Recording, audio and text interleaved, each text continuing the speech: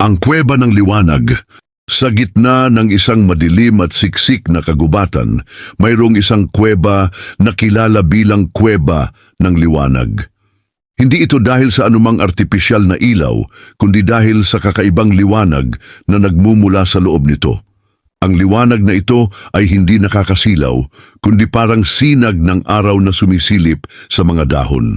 Isang araw, isang batang babae na nagngangalang Anya ang naglakas loob na pumasok sa kuweba. Natatakot siya sa una, ngunit ang kakaibang liwanag ay humihila sa kanya papasok. Habang nakakapasok na siya sa loob ng kuweba, mas lalong lumalakas ang liwanag.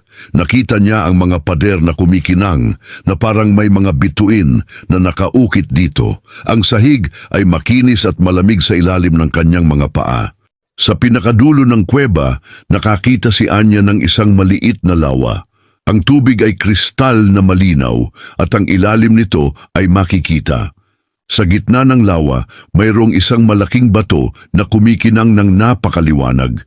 Nang hawakan niya ito, nakaramdam siya ng kakaibang init at enerhiya na dumadaloy sa kanyang katawan. Nang biglang, naramdaman ni Anya na lumalakas ang kanyang mga pandama. Nakita niya ang mga kulay ng mas matingkad, naamoy niya ang mga samyo ng mas malinaw, at narinig niya ang mga tunog ng mas malakas. Naramdaman niya ang koneksyon sa kalikasan, sa lahat ng nabubuhay na bagay sa paligid niya. Pagkatapos ng ilang sandali, unti-unting nawala ang kakaibang pakiramdam.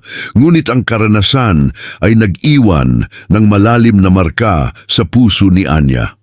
Alam niya na ang Kuweba ng Liwanag ay isang lugar na sagrado, isang lugar na puno ng misteryo at kababalaghan. At sa tuwing maalala niya ang kanyang karanasan, nararamdaman niya pa rin ang init at enerhiya ng kakaibang bato sa kuweba.